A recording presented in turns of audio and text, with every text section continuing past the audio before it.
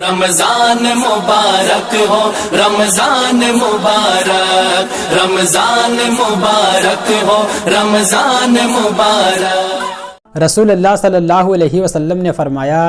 میری امت کے تمام لوگوں کے گناہ اللہ تعالیٰ بخش دیں گے سوائے ان لوگوں کے جو گناہ کر کے لوگوں سے فخر سے بتائیں کہ ہم نے گناہ کیا ہے۔ رسول اللہ صلی اللہ علیہ وسلم نے فرمایا، ساری امت جنت میں جائے گی سوائے ان کے جنہوں نے انکار کیا۔ صحابہ نے عرض کیا، یا رسول اللہ انکار کون کرے گا؟ فرمایا، جو میری اطاعت کرے گا وہ جنت میں داخل ہوگا، اور جو میری نافرمانی کرے گا اس نے انکار کیا۔ رسول اللہ صلی اللہ علیہ وسلم نے فرمایا، جو عورتیں کسی کی موت پر اپنے چہروں کو پیٹتی اور گریبان کو چاک کر لیتی ہیں اور جاہلیت کی بات بکتی ہیں وہ ہم میں سے نہیں ہیں۔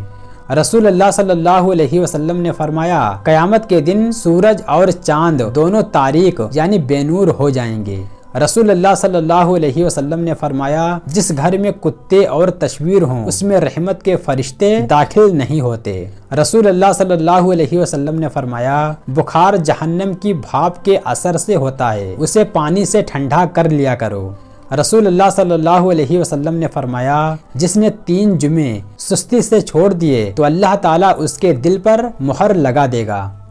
رسول اللہ صلی اللہ علیہ وسلم نے فرمایا، اللہ تعالیٰ نے جب مخلوق پیدا کی تو عرش کے اوپر اپنے پاس لکھ دیا کہ میری رحمت میرے غصے سے بڑھ کر ہے۔ رسول اللہ صلی اللہ علیہ وسلم نے فرمایا، مومن کو پہنچنے والی ہر تکلیف، بیماری، غم، تھکاوٹ، فکر مندی کے بدلے اس کے گناہوں کو مٹا دیا جاتا ہے۔ رسول اللہ صلی اللہ علیہ وسلم نے فرمایا، اگر انسان کے پاس مال کی 2 وادیاں ہوں تو تیسری کا خواہش مند ہوگا، اور انسان کا پیٹ مٹی کے سوا اور کوئی چیز نہیں بھر سکتی، اور اللہ اس شخص کی توبہ قبول کرتا ہے جو سچی توبہ کرتا ہے۔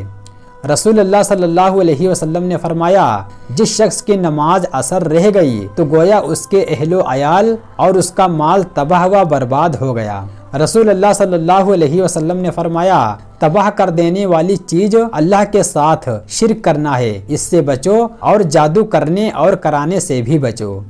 رسول اللہ صلی اللہ علیہ وسلم نے فرمایا، جس نے کسی آدمی کو ناحق قتل کیا وہ جنت کی خوشبو بھی نہ پا سکے گا، حالانکہ جنت کی خوشبو 40 سال کی راہ سے سونگھی جا سکتی ہے۔ رسول اللہ صلی اللہ علیہ وسلم نے فرمایا، اس شخص کی مثال جو اپنے رب کو یاد کرتا ہے اور اس کی مثال جو اپنے رب کو یاد نہیں کرتا زندہ اور مردہ جیسا ہے۔ رسول اللہ صلی اللہ علیہ وسلم نے فرمایا، ان تصویروں کو بنانے والے پر قیامت میں عذاب ہوگا اور ان سے کہا جائے گا کہ تم نے جو بنایا ہے اسے زندہ بھی کرو۔ رسول اللہ صلی اللہ علیہ وسلم نے فرمایا، میں نے اپنے بعد مردوں کے لیے عورتوں کے فتنے سے بڑھ کر نقصان دینے والا اور کوئی فتنہ نہیں چھوڑا ہے۔ رسول اللہ صلی اللہ علیہ وسلم نے فرمایا، اللہ تعالیٰ اس بندے مومن کو پسند کرتا ہے جو آزمائش میں مبتلا ہونے کے بعد توبہ کر لے۔ رسول اللہ صلی اللہ علیہ وسلم نے فرمایا، اگر لوگوں کو تنہا سفر کرنے کی ان خرابیوں کا علم ہو جائے جو مجھے معلوم ہے تو کوئی سوار تنہا 1 رات کا سفر بھی نہ کرے۔ رسول اللہ صلی اللہ علیہ وسلم نے فرمایا، اگر تم گناہ کرو یہاں تک کہ تمہارے گناہ آسمان تک پہنچ جائیں پھر تم توبہ کرو تو اللہ تعالیٰ ضرور تمہاری توبہ قبول کرے گا۔ رسول اللہ صلی اللہ علیہ وسلم نے فرمایا، اگر میں اپنی امت کے کسی فرد کو اپنی ذاتی دوست بنا سکتا تو ابو بکر کو بناتا، لیکن وہ میرے دینی بھائی اور میرے ساتھی ہیں۔ رسول اللہ صلی اللہ علیہ وسلم نے فرمایا، جو شخص مسجد میں صبح شام بار بار حاضری دیتا ہے تو اللہ تعالیٰ جنت میں اس کی مہمانی کا سامان کرے گا، وہ صبح شام جب بھی مسجد میں جائے۔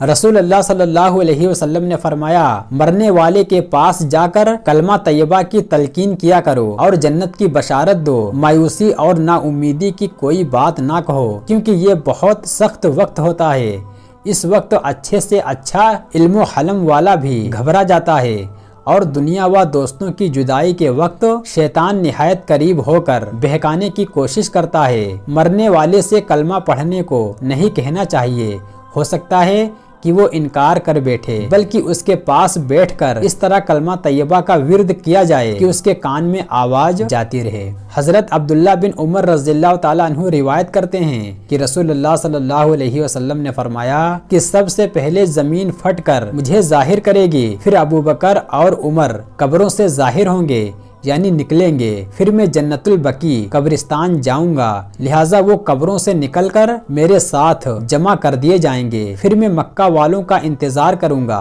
حتیٰ کہ وہ بھی قبروں سے نکل کر میرے ساتھ ہو جائیں گے، پھر میں حرمین والوں کے درمیان میدان محشر میں جمع ہو جاؤں گا۔ جو لوگ قبروں میں دفن ہیں، مسلم ہوں یا کافر، وہ دوسری مرتبہ سور کی آواز سن کر قبروں سے نکل کھڑے ہوں گے، اور جو لوگ آگ میں جلا دیے گئے یا سمندر میں بہا دیے گئے یا جن کو درندوں نے پھاڑ کر کھایا تھا، ان کی روحوں کو بھی جسم عطا کیا جائے گا اور وہ لا محالہ وہ بھی میدان محشر میں حاضر ہوں گے۔ حضرت یحییٰ بن معاذ رضی اللہ تعالیٰ عنہ فرماتے ہیں کہ آدمی بیچارہ جتنا تنگ دستی سے ڈرتا ہے، اگر جہنم سے اتنا ڈرے تو سیدھا جنت میں جائے گا۔ حضرت عائشہ رضی اللہ تعالیٰ عنہا نے فرمایا کہ رسول اللہ صلی اللہ علیہ وسلم سے سنا کہ قیامت کے روز لوگ ننگے پاؤں، ننگے بدن اور بے ختنہ جمع کیے جائیں گے۔ میں نے عرض کیا، یا رسول اللہ، کیا مرد عورت سب ننگے ہوں گے اور ایک دوسرے کو دیکھتے ہوں گے؟ اگر ایسا ہوا تو بڑے شرم کا مقام ہوگا۔ اس کے جواب میں نبی صلی اللہ علیہ وسلم نے فرمایا، اے عائشہ، قیامت کی سختی اس قدر ہوگی اور لوگ گھبراہٹ اور پریشانی سے ایسے بدحال ہوں گے کہ کسی دوسرے کی طرف دیکھنے کا دھیان ہی نہ ہوگا۔ حضرت عبداللہ بن مسعود رضی اللہ تعالیٰ عنہ سے روایت ہے کہ رسول اللہ صلی اللہ علیہ وسلم نے فرمایا کہ سب سے پہلے جن کو کپڑے پہنائے جائیں گے وہ ابراہیم علیہ السلام ہوں گے۔ اللہ تعالیٰ فرمائیں گے، میرے دوست کو پہناؤ۔ چنانچہ جنت کے کپڑوں میں سے دو باریک اور نرم سفید کپڑے ان کو پہنانے کے لیے لائے جائیں گے، ان کے بعد مجھے کپڑے پہنائے جائیں گے۔ سور پھونکے جانے سے نہ صرف انسان مر جائیں گے بلکہ کائنات کا نظام ہی درہم برہم ہو جائے گا، آسمان پھٹ جائے گا اور ستارے جھڑ جائیں گے اور بے نور ہو جائیں گے، چاند سورج کی روشنی ختم ہو جائے گی، زمین ہموار میدان بن جائے گی اور پہاڑ اڑتے پھریں گے۔ قیامت کی شروعات سور پھونکنے سے ہوگی۔ نبی صلی اللہ علیہ وسلم نے فرمایا کہ سور ایک سینگ ہے جس میں پھونکا جائے گا، اور یہ بھی ارشاد فرمایا کہ میں مزے کی زندگی کیوں گزاروں، حالانکہ سور پھونکنے والا فرشتہ منہ میں سور لیے کھڑا ہے اور اپنا کان لگا رکھا ہے اور ماتھا جھکا رکھا ہے، اس انتظار میں کہ کب سور پھونکنے کا حکم ہو۔